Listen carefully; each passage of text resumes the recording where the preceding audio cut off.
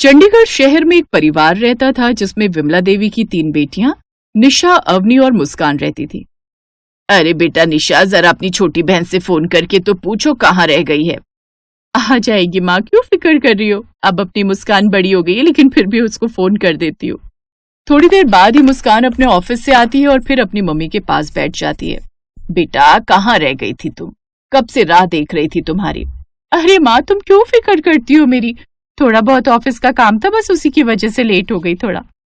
फिर थोड़ी देर बाद ही निशा रात का खाना बना देती है और सब लोग टेबल पर साथ में खाना खाने के लिए बैठ जाते हैं। मुस्कान, आज मैंने तुम्हारी पसंद का पनीर पुलाव बनाया है, बहुत दिन से कह रही थी ना तुम। ओह थैंक्स, वैसे आज मेरा ये खाने का कुछ खास मूड नहीं था, लेकिन अब बन गया तो खा ही लेती हूँ। और दीदी मेरे लिए क्या बनाया आपने। ओह सॉरी अवनी, आज तो बस मैंने पुलाव बनाया, मैं कल बना दूंगी जो तुम बोलोगी। फिर सब लोग खाना खाकर सो जाते हैं और फिर अगली सुबह निशा जल्दी जल्दी सबके लिए नाश्ता बनाती है। क्योंकि निशा टीचर थी इसलिए वो जल्दी ही स्कूल के लिए निकल जाती थी। ऐसे ही दोपहर हो जाती है। दिन के समय विमला अपनी बेटी मुस्कान से, मुस्कान बेटा जरा मुझे खाना डाल कर दे दे, अभी निशा नहीं आई, नहीं तो वो दे ही जाती। माँ, आपको पता होता है ना ये सब मुझसे नहीं होता, फिर भी आप मुझे बार बार डिस्टर्ब करती रहती हैं। कुछ ही देर बाद निशा स्कूल से आ जाती है और अपनी माँ को रोता देखती है। क्या हुआ माँ, रो क्यों रही हो। बेटा ना जाने कब मुस्कान बड़ी होगी, इसकी फिक्र होती है, कुछ भी सोच समझ कर नहीं बोलती। यहाँ तो चल जाएगा लेकिन आगे क्या होगा इसका, ये सोच कर रो जाती हूँ। तुम दोनों से बिल्कुल अलग है इसके विचार। हुआ क्या है माँ, ये तो बताओ। कुछ नहीं बेटा, मैंने दोपहर में मुस्कान से खाना मांग लिया, लेकिन उसने कहा मुझे डिस्टर्ब मत करो, अगर मैं ठीक होती, मेरे पैर में लगी ना होती तो मैं खुद लेकर खा लेती। थोड़ी देर बाद निशा मुस्कान के रूम में जाती है और कहती है, मुस्कान तुम्हें नहीं पता माँ से कैसे बात करते हैं, एक खाना क्या मांग लिया, तुमसे दिया नहीं गया। हो तो आ गई मम्मी की लाडली बेटी, लगा दी शिकायत तुमसे। हाँ नहीं दिया गया, बताओ क्या करोगी, जाओ यहाँ से और पढ़ने दो मुझे। उसका इस तरह का व्यवहार देख निशा वहां से चली जाती है। अरे माँ, तुम ऐसे कैसे उठ रही हो, मुझे बुला लेती। निशा जैसे ही अपनी मम्मी को उठाती है तो विमला अपने पैरों पर खुद से खड़ी हो जाती है और ये देख सब हैरान रह जाते हैं। माँ तुम ठीक हो गई, देखो खुद के पैरों पर खड़ी हो, तुम ठीक हो गई माँ। विमला को ठीक होते देख सबकी खुशी का ठिकाना नहीं रहा और अब उसने अपना घर संभाल लिया और घर के काम खुद करने लगी, जिससे उसकी बेटियां अब आजाद हो गईं और वो आराम से अपने अपने काम पर जाने लगी। फिर एक दिन विमला की सहेली उसके घर आई। भगवान का लाख लाख शुक्र है कि तू ठीक हो गई और तूने अपना घर भी संभाल लिया, बहुत मेहनत की थी तुम्हारी दोनों बेटियों ने, हीरा है हीरा तेरी दोनों बड़ी बेटी। ऐसी बात नहीं है बेटी, तो मेरी तीनों ही हीरा है बहन, बस मुस्कान का थोड़ा सा गरम दिमाग है, वो सोचकर नहीं बोलती कि बोलना क्या है, बस बोल देती है। अरे क्यों फिक्र कर रही है, सब ठीक हो जाएगा जब 4 बात सास की सुनेगी। यही तो फिक्र रहती है मुझे, यहाँ तो हम सब इसका गुस्सा झेल लेते हैं लेकिन वहां कौन झेलेगा इसके नखरे। फिर सरला एक रिश्ता बताती है उसकी बेटी के लिए, जो उसकी सास की बुआ के लड़के होते हैं और तीनों शादी के लिए जवान हो गए थे। वो चाहती थी कि उनकी शादी विमला की लड़कियों से हो जाए। विमला अपनी दोनों लड़कियों के लिए तो हाँ कर देती है पर छोटी बेटी के लिए मना कर देती है। अभी मेरी मुस्कान ठीक से बड़ी नहीं हुई, मैं नहीं चाहती कि मुस्कान की वजह से निशा और अवनी की गृहस्थी में कुछ दिक्कत आए। पर सरला की जिद के कारण विमला अपनी तीनों बेटियों का रिश्ता 3 भाइयों से कर देती है। फिर उनकी शादी हो जाती है और वो अपने ससुराल आ जाती है। अगली सुबह निशा और अवनी उठकर रसोई में चली जाती हैं। अवनी, ये मुस्कान कहाँ है, दिखाई नहीं दे रही। दीदी मुझे लगता है वो सोकर नहीं उठी, मैं अभी देख कर आती हूँ। और फिर अवनी भागकर मुस्कान के कमरे में देखने गई तो वो अभी तक सो रही थी। निशा निशा निशा उठो, सासू माँ देख लेंगी तो उनको अच्छा नहीं लगेगा, आज पहली रसोई है हमारी, उठो जल्दी। क्या शोर मचा रही हो, तुम्हें दिख नहीं रहा गया कि मैं सो रही हूँ। तभी उसकी सास नंदिनी वहां आ जाती है और ये सब देखती है। ये क्या तरीका है मुस्कान बहू, ये कैसे बात कर रही हो तुम, पहले तो ये तुम्हारी बड़ी बहन है और अब तुम्हारी जेठानी, और ये तुम्हारा मायका नहीं है। उठो और सबके लिए नाश्ता बना कर लाओ, अब तुम्हारी दोनों जेठानियां मेरे साथ साफ सफाई के काम में हाथ बटाएंगी। सास के कहने पर मुस्कान उठ तो जाती है पर वो नाश्ता नहीं बनाती क्योंकि उसको खाना बनाना ही नहीं आता था। मैं क्या करूं, मुझे तो नाश्ता बनाना ही नहीं आता। और सासू माँ दोनों को अपने साथ और ले गई और जैसे ही मुस्कान इधर उधर देखती है उसको साइड में कपड़े से ढके बर्तन में नाश्ता बना मिलता है और वो उसको लेकर सबको खिला देती है, जिससे नंदिनी बहुत खुश हो जाती है क्योंकि उसको नाश्ता बहुत पसंद आया। ऐसे ही शाम हो जाती है। बहू तीनों बेटे आते ही होंगे ऑफिस से, रात का खाना तैयार कर दो। अवनी और निशा दोनों खाना बनाने चली जाती हैं और मुस्कान जाकर अपने कमरे में सो जाती है। और थोड़ी देर बाद सब लोग आ जाते हैं। फिर वो दोनों टेबल पर खाना लगा देती हैं। अरे बहू, मुस्कान बहू कहाँ है? दिख नहीं रही। सासू माँ किसी काम से ऊपर चली गई होगी, अभी तो रसोई में ही थी हमारे साथ, मैं बुला कर लाती हूँ। अवनी मुस्कान के कमरे में गई तो मुस्कान घोड़े बेचकर सो रही थी। फिर अवनी उसको जगाकर नीचे ले गई। बहू, खाना तो बहुत अच्छा बनाया है तुमने, जवाब नहीं है खाने का। लगता है सारी मेहनत मुस्कान बहू की है, बिल्कुल वही स्वाद है जैसा नाश्ते में था। हाँ सासू माँ, मुस्कान तो खाना शुरू से ही अच्छा बनाती है और आज भी हमको तो काम ही नहीं करने दिया। कह रही दीदी आज सारा खाना मैं ही बनाऊंगी। क्यों मुस्कान? जी जी जी माँ जी, दीदी ठीक कह रही है। ऐसे ही धीरे धीरे दिन गुजरते रहे और मुस्कान की आदत और ज्यादा बिगड़ने लगी। वो सारा दिन सोती या आराम करती। अवनी और निशा हर बार डांट खाने से उसको बचाती रहती, इसलिए उसके हिस्से का काम भी खुद ही कर देती। फिर एक दिन, बहू आज से ऐसा करना, सुबह का नाश्ता अवनी बनाएगी, दोपहर का खाना निशा बहू और रात का खाना मुस्कान बहू बनाएगी। आखिर मुझे भी तो पता रहे ना मेरी बहुओं के हाथों का स्वाद कैसा है। सबका मिक्स हो जाता है तो तीनों के हाथों का स्वाद पता नहीं चल पाता। ये सब बात सुनकर तीनों बहनें सोचने लगी, मुस्कान को अभी तक तो हमने माँ जी की डांट से बचा लिया, पर अब क्या होगा? भगवान जाने। अब तो अवनी। अब अगले दिन अवनी और निशा ने तो खाना बना दिया, लेकिन फिर जैसे ही शाम हुई दोनों बहनें मुस्कान को लेकर घबराई हुई थी। तभी कुछ देर बाद मुस्कान टेबल पर खाना लगा देती है, जिसे देख अवनी और निशा हैरान रह जाती हैं। सब खाना खाते हैं और खाने की बहुत तारीफ करते हैं। अरे वाह मुस्कान, तुमने आज तो कमाल कर दिया। सच कहूं तो ये खाना अवनी और निशा के खाने से भी बहुत अच्छा बना है। हाँ, क्योंकि बचपन से जो बनाती हुई आई हूँ तो अच्छा तो बनेगा ही ना। सही कहा मुस्कान बहू, सच में बिल्कुल रेस्टोरेंट जैसा खाना बना है। अब अवनी और निशा सोच में पड़ जाती है कि मुस्कान को तो खाना बनाना ही नहीं आता था, तो ये खाना कहाँ से बनाया उसने, वो भी इतना टेस्टी। ऐसे धीरे धीरे दिन गुजर रहे थे और मुस्कान की तारीफ आसमान छू रही थी। वो रोज नया नया खाना सबको देती थी और सब लोग उसकी तारीफ करते रहते। फिर एक दिन जब रात को दरवाजे पर खाना लेकर डिलीवरी बॉय आया तो उसे नंदिनी रिसीव कर लेती है। मुस्कान ये देखकर घबरा जाती है। अब सास को उसकी सारी सच्चाई पता चल जाती है। मुस्कान, मुस्कान बहू, नीचे आओ। नंदिनी की आवाज सुनकर सब लोग नीचे आ जाते हैं और उसको गुस्से में देख सभी डर जाते हैं। देख रही हो तुम दोनों, क्या गुल खिला रही है तुम्हारी छोटी बहन। अरे मुझे तो सब पता था शुरू से ही, बस सही टाइम का इंतजार कर रही थी। मेरी निशा बहू और अवनी बहू जैसे एक गुण नहीं है मुस्कान बहू में। सब पता है मुझे कैसे तुम इसकी गलतियों पर पर्दा डालती थी और ये सारा दिन कमरे में सोती पड़ी रहती थी और तुम दोनों इसको बचाती रहती थी, इसीलिए मैंने ये सब किया। खाना बनाने का अलग अलग टाइम ताकि इसका सच सामने आ सके। और ये जो डेली 2000 का खाना मंगा कर खिलाती थी हमको और अपनी तारीफें सुनती थी, सब पता था मुझे। इसके बिल एक रोज मेरे हाथ लग गए थे। जब से समझ गई मैं और बस इंतजार कर रही थी कि कब सबके सामने इसकी पोल खोलूं। माँ जी मुझे माफ कर दीजिए, मुझसे गलती हो गई और कभी भी मैंने अपने बहनों को प्यार की नजर से नहीं देखा, जबकि सच्चाई तो ये कि इन्होंने मुझे हमेशा प्यार किया और मेरी माँ की देखभाल सगी माँ समझ कर की। आप सब मुझे माफ कर दो। मुस्कान को माफी मांगता देख सब उसे माफ कर देते हैं। कुछ टाइम बाद मुस्कान ने खाना बनाना भी सीख लिया और सबके साथ मिलजुल कर रहने लगी, जिससे उनको अब किसी से कोई गिला शिकवा नहीं था।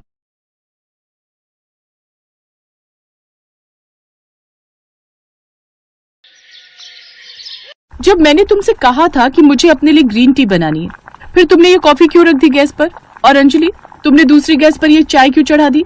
तो जेठानी जी, आप क्या कहेंगे? प्राइम मिनिस्टर हो जो आपने ये फरमान सुना दिया और हमें ये मानना पड़ेगा। तुम दोनों अच्छे से जानती हो मैं ग्रीन टी पीती हूँ, उसके बाद ही मेरी सुबह होती है, फिर भी तुम अपनी मनमानी करने लग गई। भूलो मत तुम दोनों मेरे बाद इस घर में आई हो।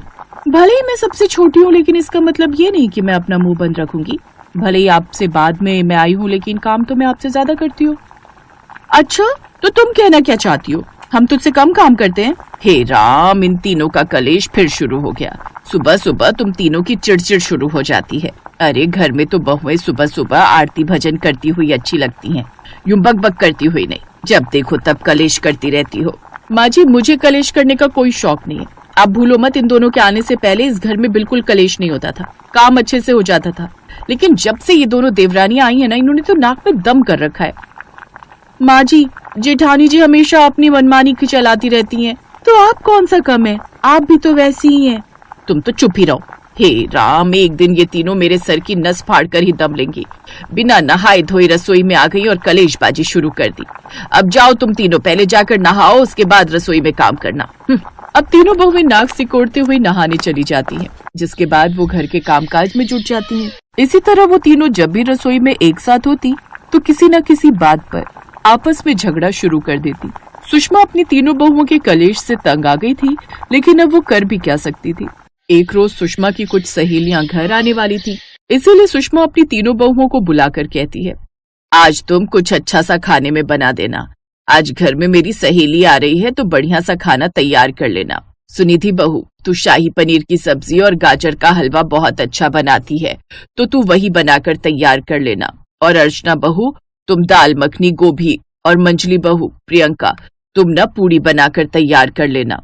अब वो तीनों रसोई में जाकर खाना बनाने की तैयारी करने लगती हैं। वैसे माँ जी भी ना अच्छा झूठ बोल लेती हैं। पता नहीं कब से उनको तुम्हारे हाथ का खाना अच्छा लगने लगा। हाँ, पहले तो उनको बस मेरे ही हाथ का खाना पसंद आता था। अरे वो तो बस आपका दिल रखने के लिए झूठ बोलती होंगी, लेकिन असल में तो जब से मैं आई हूँ तब से उनको मेरे हाथ का खाना ही पसंद आता है, इसलिए अब वो खुश हैं। अच्छा, मैं कोई पूड़ी नहीं तलूंगी, उससे मेरे हाथों में गरम छींटे पड़ने का डर रहता है, और वैसे भी थक गई हो, तो मैं चलकर कमरे में आराम करने जा रही हूँ।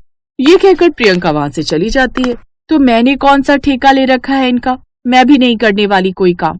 सुनिधि भी वहां से चली जाती है। अच्छा, तो मैं कौन सा तुम्हारी नौकर हूँ, मैं क्यों अकेले करूँ सारा काम, मैं भी आराम से अपने कमरे में जाकर बैठूंगी। तीनों बहुएं एक एक कर कमरे में चली जाती हैं। कुछ देर बाद सुषमा की सहेली आती है। सुषमा उससे बातें करती है। फिर कुछ देर बाद अपनी तीनों बहुओं को आवाज देकर बुलाती है, जाओ बहुओं, विमला बहन आ गई है, इसके लिए कचौड़ियां ले आओ।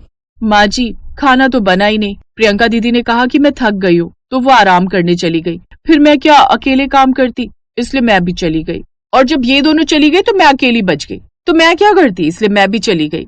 अरे माँ जी, मैं थोड़ी कमजोर हूँ, अब अगर मैं आराम करने चली गई तो इन दोनों को तो काम करना चाहिए था ना, लेकिन नहीं, ये दोनों की दोनों कितनी मतलबी है। तुम तीनों को शर्म आनी चाहिए, घर पर मेहमान को खाने पर बुलाए हो और तुम तीनों ने रसोई में कुछ नहीं बनाया है। क्या सोचेंगी ये मेरे बारे में। मेरी तीन तीन बहुएं हैं, लेकिन फिर भी खाना नहीं बना, नाक कटवा कर रख दी तुम तीनों ने मेरी। अरे कोई बात नहीं, मैं घर जाकर खा लूंगी, मेरी एक ही बहू है तो उसे तो खाना बनाना ही पड़ेगा। वैसे सुषमा, मैंने सोचा था जिसकी तीन बहुएं हैं वो सास सुखी रहती होगी, लेकिन सच कहूँ तेरा हाल तो मुझसे भी बुरा है। अच्छा, मैं चलती हूँ। विमला वहाँ से चली जाती है। तभी सुषमा का पति मनोहर आ जाता है।